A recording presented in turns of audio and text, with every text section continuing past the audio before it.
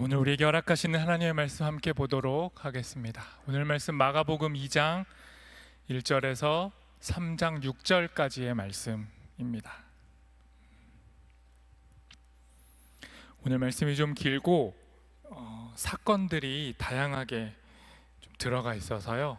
오늘 개역개정 성경으로 읽지 않고 앞에 화면에 준비된 새 번역으로 우리 함께 같이 읽도록 하겠습니다. 저 여러분이 한 절씩 읽고 마지막 절 함께 읽도록 하겠습니다.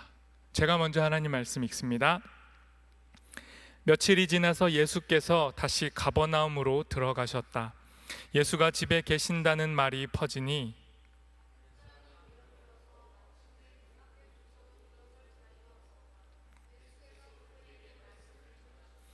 그때에 한 중풍병 환자를 4사람이 데리고 왔다.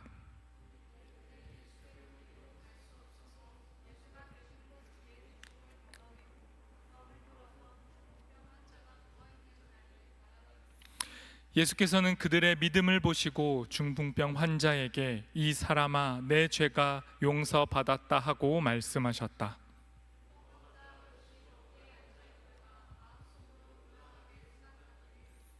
이 사람이 어찌하여 이런 말을 한단 말이냐? 하나님을 모독하는구나. 하나님 한 분밖에 누가 죄를 용서할 수 있는가 하였다.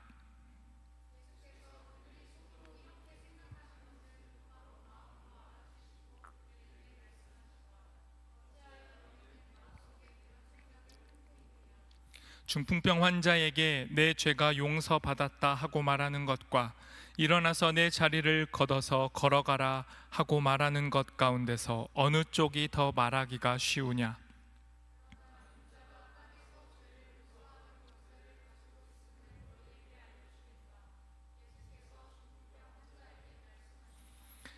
내가 내게 말한다. 일어나서 내 자리를 걷어서 집으로 가거라.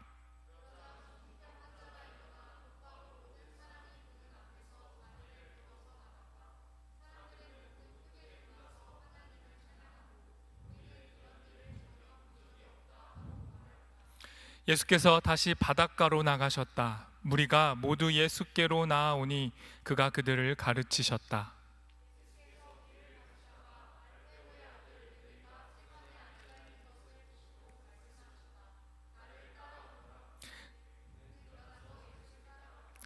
예수께서 그의 집에서 음식을 잡수시는데 많은 세리와 죄인들도 예수와 그의 제자들과 한 자리에 있었다. 이런 사람들이 많이 있었는데 그들이 예수를 따라왔던 것이다.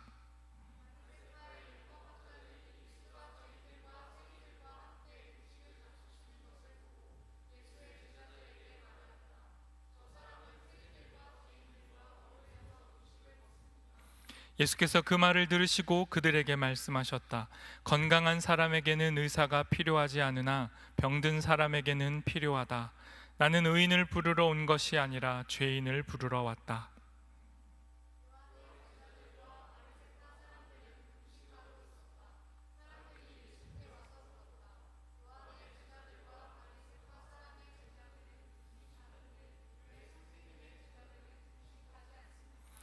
예수께서 그들에게 말씀하셨다. 혼인잔치에 온 손님들이 신랑과 함께 있는 동안에 금식할 수 있느냐? 신랑을 자기들 곁에 두고 있는 동안에는 금식할 수 없다.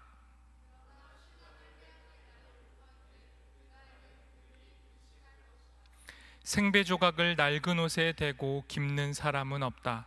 그렇게 하면 새로 된 조각이 낡은 데를 당겨서 더욱더 심하게 찢어진다.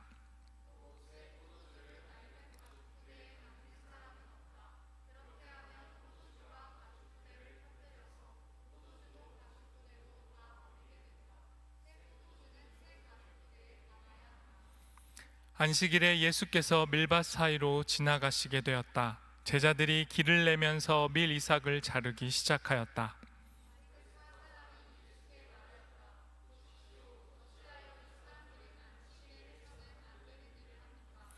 예수께서 그들에게 말씀하셨다. 다윗과 그 일행이 먹을 것이 없어서 굶주릴 때에 다윗이 어떻게 하였는지를 너희는 읽지 못하였느냐?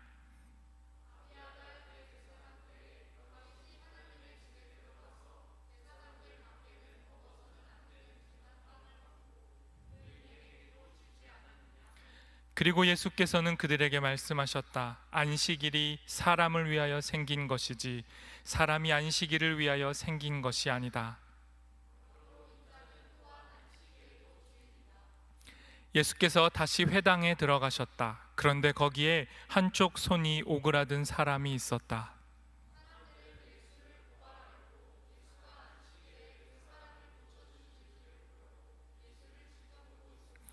예수께서 손이 오그라든 사람에게 말씀하셨다. 일어나서 가운데로 나오너라.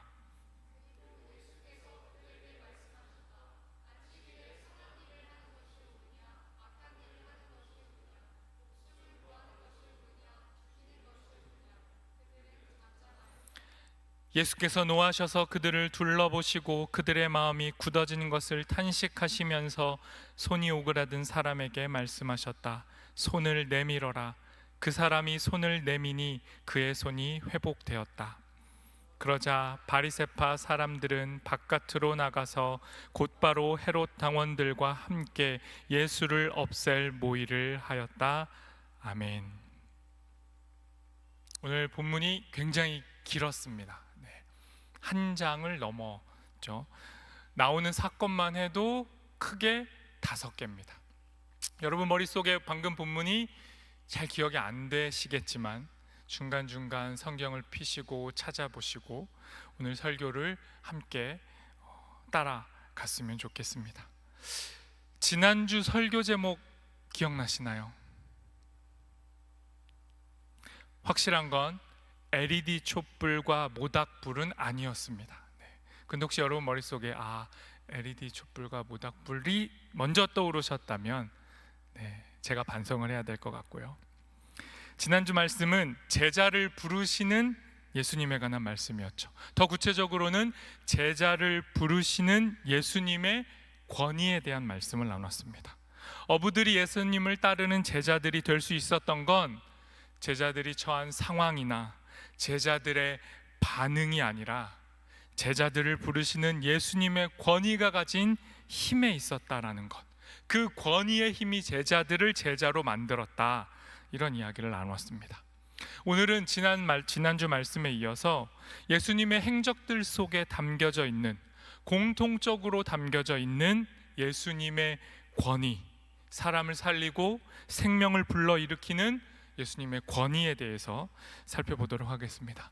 방금 쭉 읽었던 말씀을 정리하면 이런 표로 정리할 수 있어요. 한번 보여주시겠습니까? 네. 2장 1절부터 3장 6절까지 읽었잖아요. 크게 5파트로 나뉘어지고요.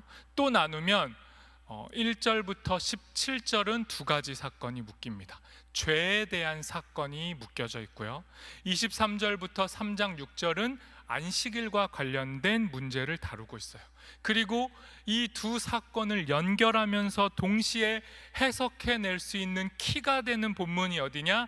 저 가운데 금식에 대한 질문과 옛것과 새것에 대한 것, 이 부분이 해석의 키라고 할 수 있습니다. 그러면 오늘 이 전체적인 말씀을 하나하나 살펴보면서 예수님의 권위가 무엇인지, 예수님의 존재로 인해 죄와 안식일의 문제가 어떻게 전환을 맞게 되는지 살펴보도록 하겠습니다. 먼저 2장 1절부터 12절에 나오는 중풍병자의 치유와 죄용서에 대한 말씀이죠. 일단 이 이야기는 간단합니다. 중풍병에 걸린 한 사람이 있고 그의 친구들이 중풍병자를 메고 예수님이 계신 집으로 찾아왔습니다. 그런데 이미 그 집에 사람들이 너무 많아서 예수님 앞에 이 환자를 데려갈 수 없게 되자 어떻게 했습니까? 이 친구들이 지붕에 올라가서 지붕을 뜯고 누워있는 그 친구의 침상을 줄로 매달아서 예수님께 내려보내는 거죠. 예수님께서 이 친구들의 과감한 행동을 믿음의 행위로 인정하셨어요. 그래서 중풍병자의 병도 고쳐주시고 죄사함까지 선포해 주셨습니다. 이 본문이에요. 이 말씀을 여러 접근 방식으로 해석합니다. 예를 들면 이런 거죠. 지붕은 어떻게 뚫은 거냐? 진짜 뚫은 거 맞냐? 당시에 이스라엘의 가옥 형태가 어떠했길래 지붕을 뚫을 수 있었냐? 또 이런 거예요. 죄하고 병은 무슨 관계냐? 여러 질문으로 접근해 볼 수 있습니다. 그런데 지난주 설교 때도 말씀드렸지만 복음서, 특별히 예수님을 다루는 복음서는 주인공 중심으로 읽는 게 장르의 특성에 부합하는 읽기 방식이에요. 그러면 복음서의 주인공인 예수님을 우리가 주인공으로 인정한다면 예수님 외에 부차적인 배경과 관심사들도 눈여겨볼 수는 있지만 그것들보다 오늘의 본문 속 이 마가복음 속 이야기가 예수님에 대해 도대체 뭘 말하고 싶으냐, 여기에 주목해야 된다는 거예요.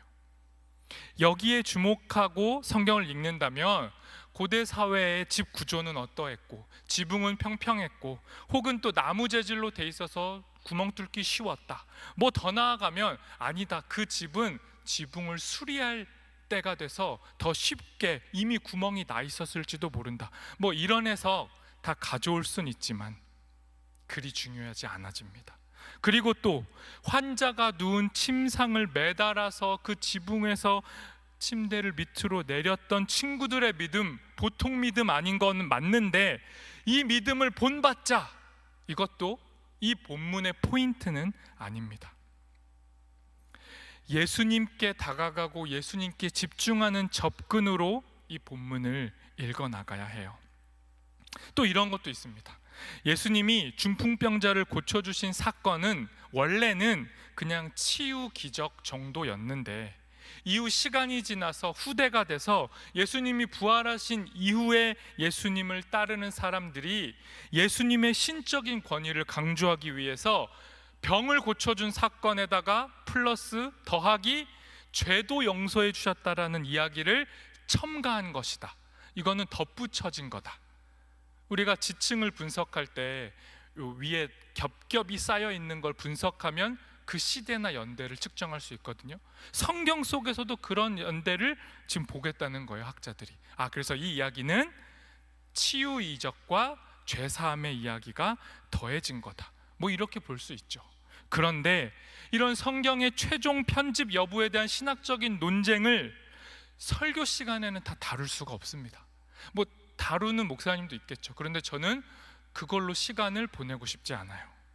그런 건 저를 만나서 공부를 하시면 되고, 우리가 이 시간, 이 허락된 이 시간에 집중해야 할 건 성경 속 이 이야기가 예수님에 대해 뭘 말하느냐, 그걸 집중해서 봐야 돼요.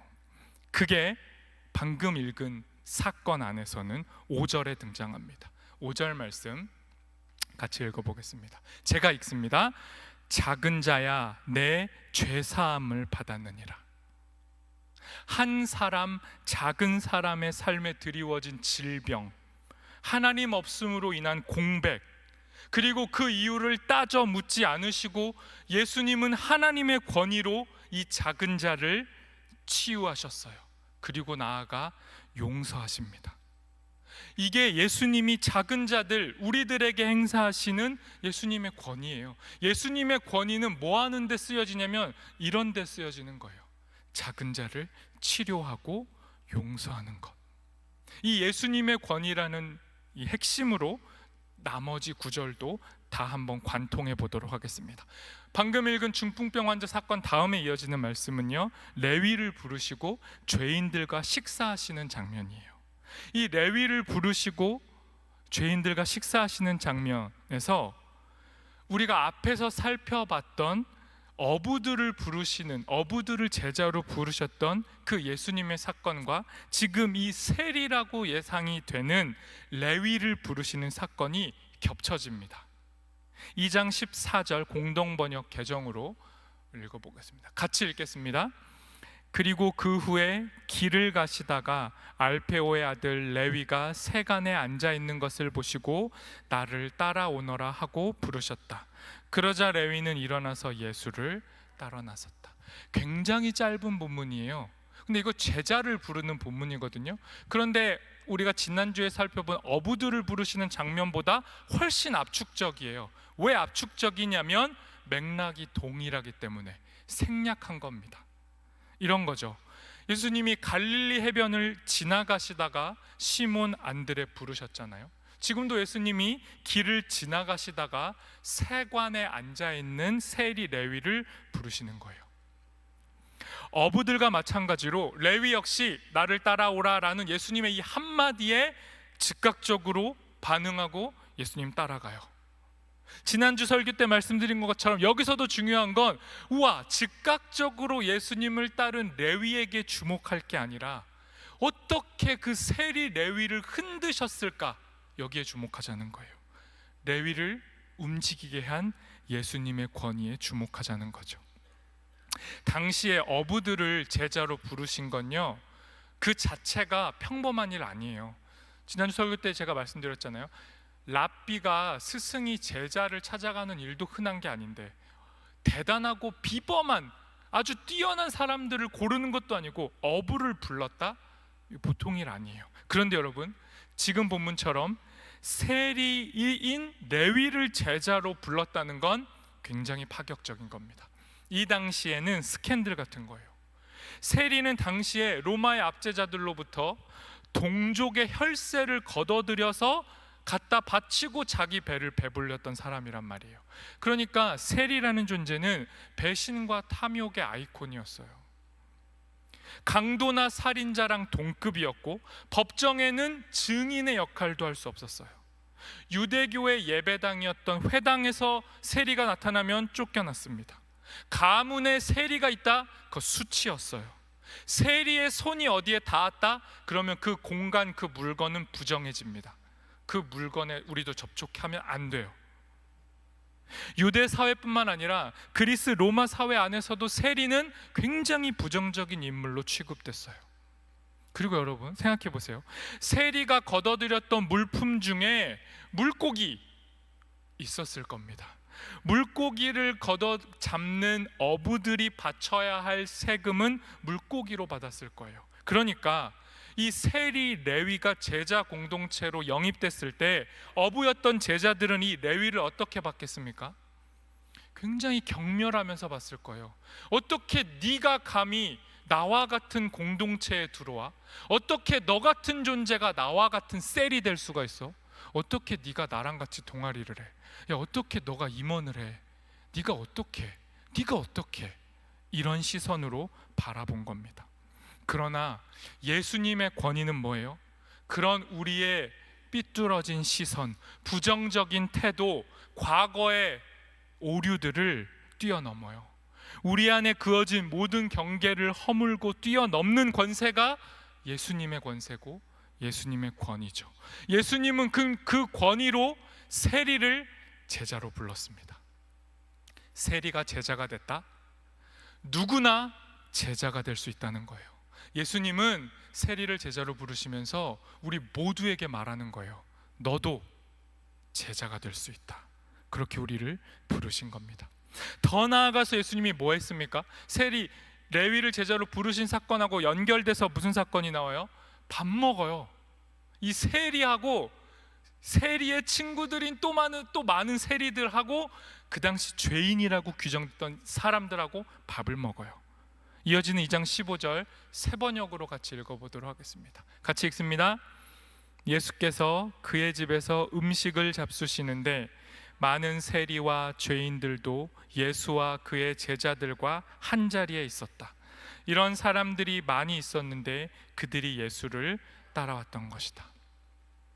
예수님께서 당시의 사회와 공동체가 거부한 죄인들, 바꿔 말하면 자의로 혹은 타의로 구조적인 사회적인 제약으로 인해 사회적 약자가 되고 소외계층의 자리에 놓여있던 그 사람들하고 예수님이 뭐 했냐? 밥 먹었어요. 이건 예수님께서 그 죄인이라고 규정된 사람들을 자신과 동등한 위치, 친구의 자리에 올려놓았다는 거예요. 예수님은 그 당시의 사회적 시선으로 죄인이라고 규정된 자들을 친구, 나와 같은 자들이라고 공식적으로 인정하신 거죠. 그렇게 행동하신 게 밥 먹는 행위였어요. 이 같은 식사는 예외적이거나 특별하거나 오늘 본문 속에 잠깐 등장하는 게 아닙니다. 예수님의 행동의 가장 대표적인 특징이 밥 먹는 거예요. 우리 밥 먹자 프로젝트는 그런 의미에서 되게 좋은 거예요. 같이 밥 먹자. 오십시오. 예배 전에 오셔서 식사하시고 조금 예배 일찍 오세요. 찬양 끝날 때쯤 오지 마시고 같이 밥 먹고 모여서 예배하고, 그게 예수님의 행동의 특징이었다고요. 그리고 성경은 이 식사 자리, 예수님이 밥 먹는 자리에 누가 함께 있다고 했냐면 제자들이 함께 있었다고 했어요. 바꿔 말하면 뭡니까? 세리와 죄인들이라고 규정된 사람들을 예수님은 제자라고 인정한 거예요. 그러니까 예수님하고 밥 먹는 건 같은 제자 공동체에 들어와 있다는 거죠. 중풍병자의 죄를 사해 주시는 권위를 가지셨고, 죄인이라고 규정된 사람들을 제자로 부르시고, 더 나아가서 그 죄인들과 식사하시면서 제자 공동체로 맞이하셨던 것, 이 모든 게 다 예수님의 권위가 가진 힘이고 행동들이었어요. 중간 정리해 보도록 하겠습니다. 다시 표를 띄워주시면, 방금 우리가 17절까지 살펴본 겁니다. 다 죄와 관련된 행동, 예수님이 이 죄를 어떻게 다루시는가에 대해서 살펴봤습니다. 그럼 지금부터는 23절부터 3장 6절까지를 살펴보겠습니다. 2장 17절까지 방금 살펴봤고요. 그 다음 사건으로 넘어가 보면 안식일에 밀 이삭을 자르는 사건이 나와요. 앞에 두 사건은 죄에 대한 문제를 예수님의 권위로 설명했다면, 이제 살펴볼 두 가지 사건은 안식일 문제에 대해서 예수님의 권위가 어떻게 드러나는지를 보여줍니다. 2장 23절을 세 번역으로 같이 읽어보겠습니다. 같이 읽습니다. 안식일에 예수께서 밀밭 사이로 지나가시게 되었다. 제자들이 길을 내면서 밀 이삭을 자르기 시작하였다. 바리새인들은요, 예수님의 제자들이 안식일에 아무것도 하면 안 되는 그날에 밀 이삭을 자른 행위를 가지고 율법을 어긴 거라고 지적하기 시작했어요. 그런데 이 바리새인들은 제자들의 이 밀 이삭을 자르는 행동에 담긴 의미는 못 본 겁니다. 현상만 보고 의미를 못 본 거죠. 제자들이 밀 이삭을 자르는 이유가 있어요. 그게 저 성경에도 드러납니다. 밀 이삭을 왜 잘랐죠? 길을 내려고 자른 겁니다. 이삭들이 잘라서 예수님이 가실 수가 없어요. 그래서 자른 거예요. 이 행위가 뭡니까? 길을 예비하는 것, 오실 예수 그리스도 왕이신 그분의 길을 예비하는 행위, 바꿔 말하면 예수님이 누구인가를 드러내는 행위였어요. 마가복음 1장 3절, 오늘에 보면 한참 앞에 있는 마가복음 1장 3절도 같이 읽어보도록 하겠습니다. 같이 읽습니다. 광야에 외치는 자의 소리가 있어 이르되 너희는 주의 길을 준비하라, 그의 오실 길을 곧게 하라. 제자들은요, 지금 저 일을 한 겁니다. 주님의 길, 예수님이 걸어가실 길, 왕의 왕, 구원자가 되시는 예수님의 길을 준비하기 위해 밀 이삭을 자른 거죠. 그러니까 안식일에 밀 이삭을 자른 건 예수님이 누구이고 예수님이 어떤 권위를 가졌는지를 보여주는 거예요. 예수님의 주님, 주인된 권위를 우리에게 보여주는 행위였던 겁니다. 2장 27절부터 28절을 공동번역 개정으로 읽어보도록 하겠습니다. 같이 읽습니다. 예수께서는 이어서 이렇게 말씀하셨다. 안식일이 사람을 위하여 있는 것이지 사람이 안식일을 위하여 있는 것이 아니다. 따라서 사람의 아들은 또한 안식일의 주인이다. 무슨 말입니까? 진실로 예수님은 안식일을 범하는 분이 아니고 안식일의 규정에 얽매이는 분이 아니라 안식일이 사람을 위해 있고 사람이 안식을 위해 있는 게 아니라는 말을 행동으로 보여주셨고, 동시에 사람을 위하시는 사람의 아들, 또 동시에 하나님의 아들이신 예수님이야말로 안식일의 진정한 주인이다라는 걸 이 방금 읽은 말씀이 우리에게 보여주는 겁니다. 이어지는 사건으로 이 안식일 밀 이삭을 자른 사건과 연결되는 안식일의 병자를 고쳐주신 사건으로 넘어가 보겠습니다. 마가복음 3장 1절부터 6절에 이 안식일에 손이 마른 사람을 치유해 주시는 사건이 등장해요. 그리고 이 사건에 예수님과 바리새인이 대조되기 시작합니다. 이런 식으로 예수님은 말씀하시고 바리새인은 침묵합니다.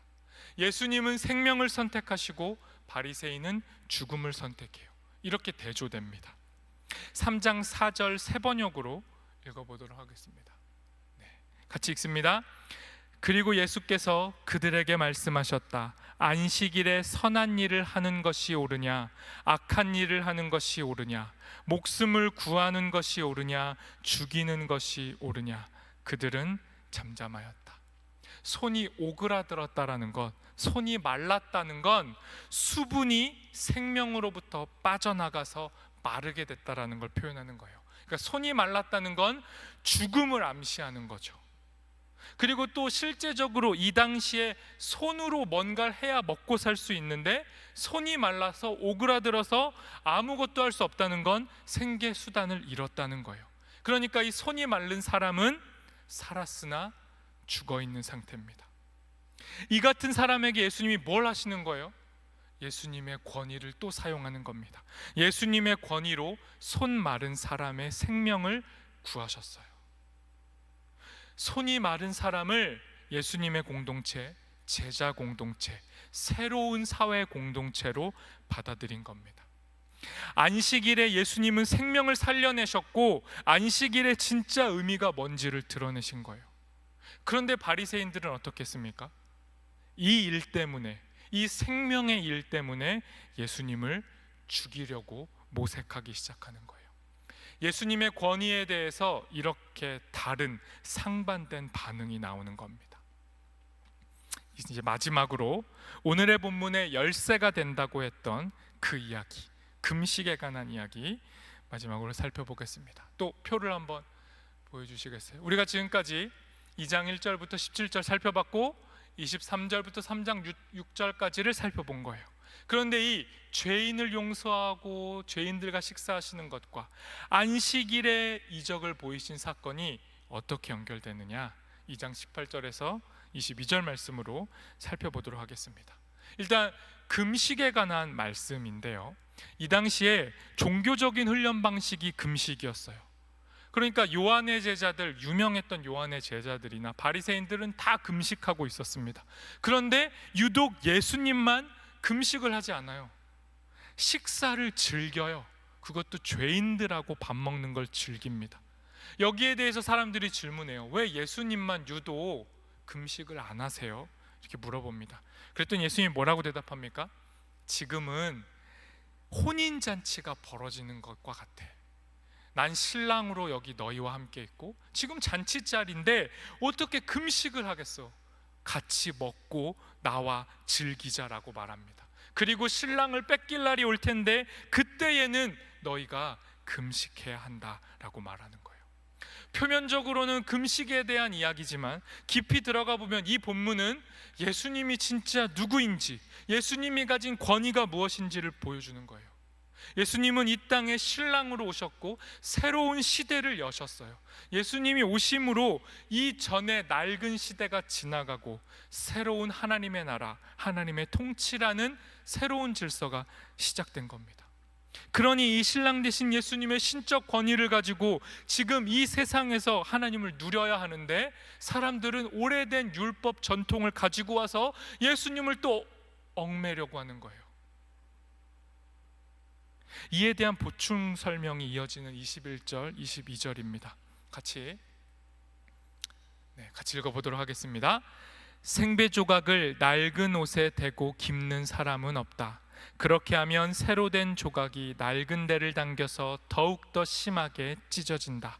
또 새 포도주를 낡은 가죽 부대에 담는 사람은 없다. 그렇게 하면 포도주가 가죽 부대를 터뜨려서 포도주도 가죽 부대도 다 버리게 된다. 새 포도주는 새 가죽 부대에 담아야 한다. 여러분, 낡은 옷에다가 좋은 새로운 천을 갖다 붙여봤자 소용없어요. 낡은 옷 때문에 그 새로운 천 조각도 찢어질 겁니다. 낡은 포도주를 새로운 가죽 포도주 부대에 담으면 안 돼요. 그럼 터져버립니다. 이게 무슨 말입니까? 예수 그리스도라는 새로운 새것, 새로운 생명을 낡고 화석화된 언어, 죽은 권위에 담으려고 하면 망한다는 거예요. 예수님은 더 이상 생명을 살리지 못하는 옛 질서, 예수님 당시에 율법도 있고 안식일도 있었지만 아무런 의미도 없이 형식만 남아있던 그 옛 권위를 걷어내셨어요. 그리고 예수님이 자기의 존재, 자기의 몸의 행위를 가지고 뭘 보여줬습니까? 진짜 권위가 무엇인지를 보여준 거예요. 말로만 떠드신 분이 아니에요.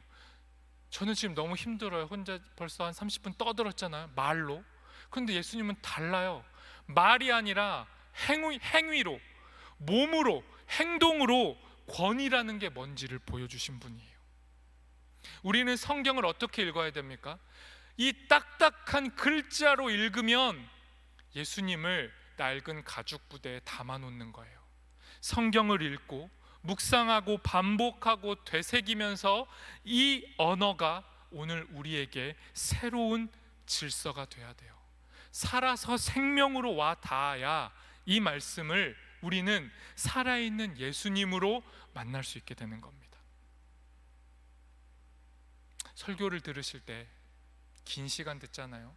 또 간혹 유튜브로 설교를 찾아서 다른 설교를 들으실 때, 성경을 읽으실 때 여러분 그런 자세로 임하셨으면 좋겠어요.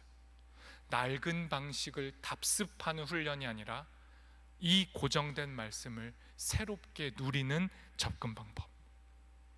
예수님의 권위로 인해 우리 삶에 대한 해석이 달라지고 우리 삶에 대한 지평이 넓어지는 거예요. 사람을 대하는 태도가 넓어지는 것. 예수님을 알면 알수록, 성경을 읽으면 읽을수록 그 사람 안에 고지식하고 고리타분하고 좁은 게 보이는 게 아니라, 얘랑은 말하면 말할수록 답답하네, 왜 이렇게 꽉 막혔지가 아니라 대화하면 대화할수록 내 안에도 샘물이 터져나오고 그 사람 안에도 생명이 터져나오는 것, 예수의 권위가 우리에게 허락하는 새로운 생명의 변화를 겪게 되는 것, 그게 진짜 예수님의 권위를 만나는 거예요. 오늘 쭉 읽었던 다양한 사건들은 다 이걸 우리에게 말하는 겁니다.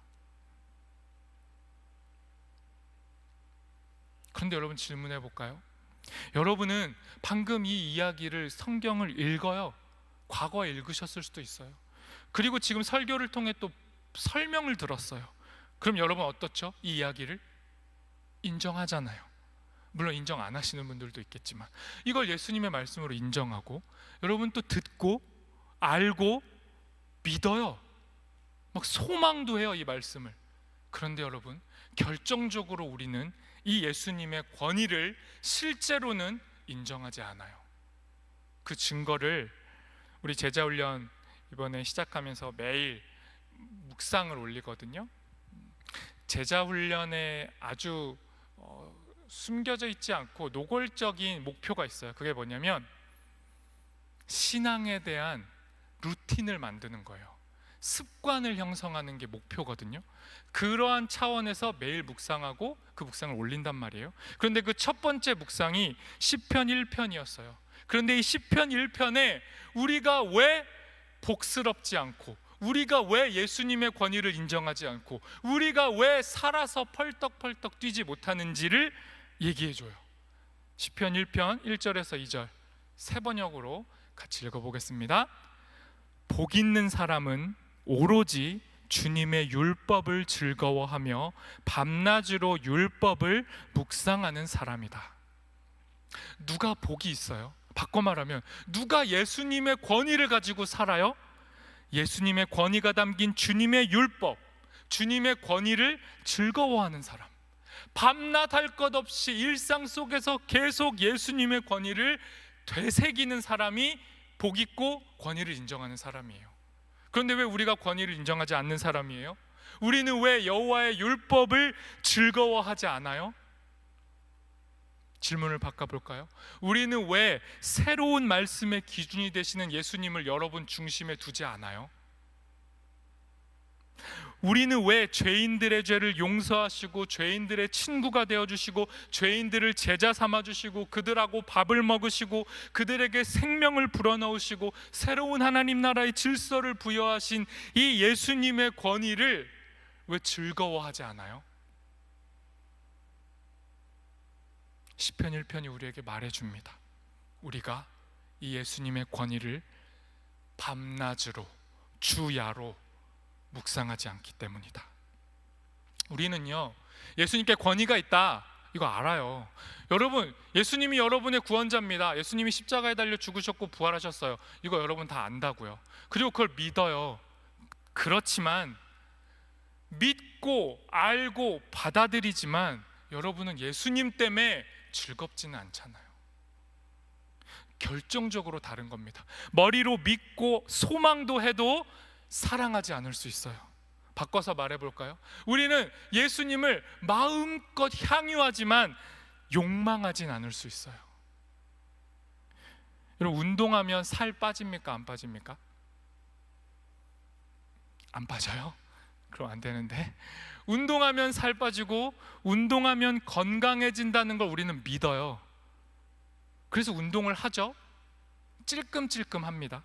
그러다가 뭐 바쁜 일 있고 힘든 일 있으면 안 해요. 왜 운동을 꾸준히 안 합니까?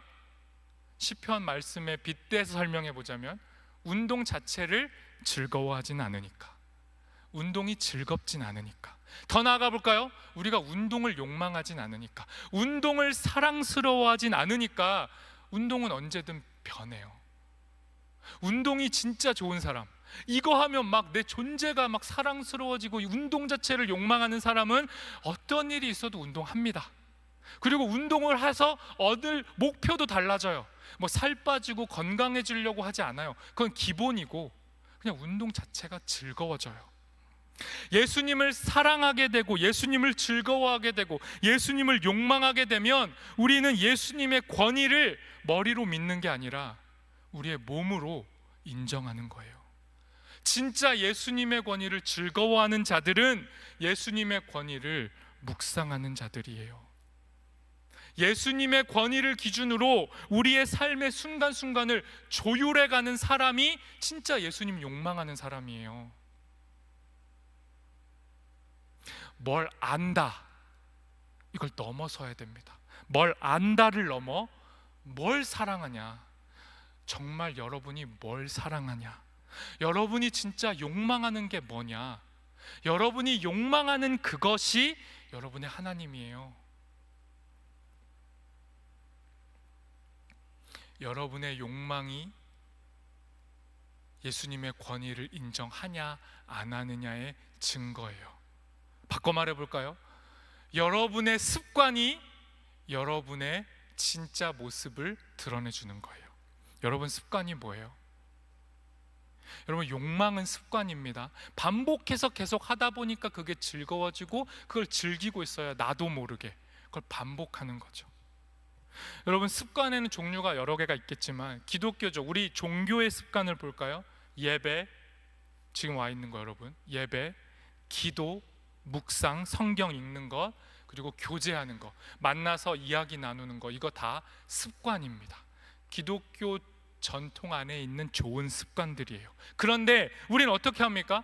습관적인 종교 행위를 하잖아요. 부정적으로. 그런데 그게 아니라 나를 형성해낼 수 있는 무게감을 가진 굵직한 종교적인 습관을 지니셔야 돼요. 그게 그 습관이 여러분 안에 드러날 때 여러분이 예수님의 권위를 인정하는지 인정하지 않는지가 드러나는 겁니다.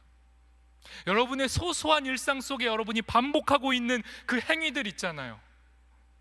그 행위와 그 습관이 우리를 형성하는 거예요. 일주일에 한 번 오는 예배, 이거 얕보시면 안 돼요. 아, 온라인으로 하면 되지. 그렇지 않아요. 그냥 필 올 때 기도하면 되지. 그렇지 않아요. 아, 성경 나 위급할 때 읽으면 되지. 그렇지 않아요. 내가 필요할 때 교회 와서 교제하면 되지. 한영 청년부는 언제나 동아리는 여기 굳건하게 잘 있으니까. 그렇지 않아요. 예배, 기도, 묵상, 교제라는 행위의 습관이 반복될 때 우리의 신앙이 형성되는 겁니다. 일상의 행위가 반복될 때 우리의 습관이 형성되고 종교의 행위가 반복될 때 우리의 신앙이 형성되어 일상의 행위와 종교의 행위는 분리되지 않아요. 연결되고 엮여져 있어요. 그러니 주야로 말씀을 묵상하는 건 주야로 우리가 몸으로 실천하는 그 무엇인 거예요. 여러분, 밤낮 없이 뭐하고 사세요? 그걸 점검해 보십시오. 오늘 설교를 들으시고 동아리에서 나눔할 시간이 있던지, 아니면 제자 훈련에 오셔서, 아니면 여러분의 어떠한 순간에라도 한번 점검해 보세요. 여러분, 주야로 밤낮으로 뭐하고 사세요? 무슨 생각하고 무슨 행동을 하고 계십니까? 우리 삶의 습관과 시간의 사용과 나도 모르게 하는 행동과 혹은 의도적으로 집중하는 행동, 그게 무엇인지를 점검해 보십시오. 그리고 그 습관을 가지고 예배하십시오. 그 행위가 예배가 되는 거예요. 우리의 삶 안에서 예수님의 권위를 머리와 생각과 말의 고백으로 멈춰 있지 마시고, 그걸 넘어 몸으로, 행동으로 인지하고 고백하는 우리가 됐으면 좋겠습니다. 예수님의 권위에 이끌려서 우리의 일상의 습관과 실천들이 곧 예배로 연결되는 삶을 살아가는, 참으로 살아있는 예배자, 예수님의 권위를 생생하게 실천해내는 행위자들로 살아가는 우리 모두가 되었으면 좋겠습니다. 이 시간 말씀을 기억하며 우리 잠깐 침묵으로 기도하도록 하겠습니다. 여러분, 기도하실 때 말씀을 좀 돌아보십시오. 성령 하나님, 나는 예수님의 권위를 어떤 방식, 어떤 행동, 어떤 습관으로 표현하고 있습니까? 내 삶의 밤낮, 내 하루를 지배하고 있는 지배적인 생각과 행동과 소비와 실천은 무엇입니까? 그 안에 신앙이 연결되어져 있습니까? 나는 진실로 하나님을 욕망합니까? 나는 진실로 예수의 권위를 즐거워합니까? 나는 진실로 주님의 말씀을 즐거워합니까?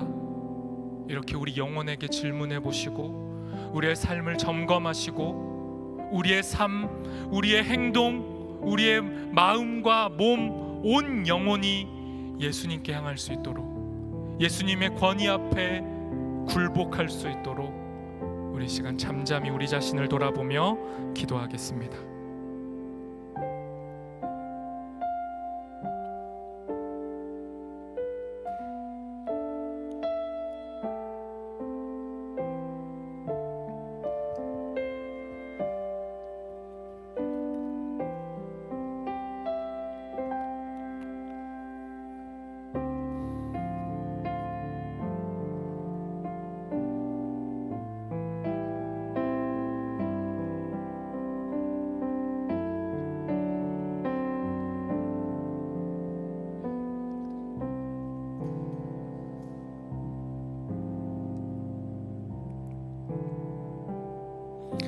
하나님, 오늘도 우리에게 말씀해 주셔서 감사합니다. 하나님, 주의 말씀이 죽어져 있는 글자, 죽어져 있는 음성이 되지 않도록 주의 말씀이 살아 역사하여서 우리의 영혼을 흔들어 깨우고, 우리의 있던 자리에서 일어나 예수를 따르는 제자의 삶으로 우리를 이끌어 가시고, 그렇게 예수님의 권위에 이끌려 생명을 살리는 삶, 우리의 소소한 일상의 행위들로, 그 습관들로 하나님을 예배하는 삶, 그 살아있는 삶을 살아가는 우리 모두가 될 수 있도록 인도하여 주옵소서. 예수님의 이름으로 기도합니다. 아멘.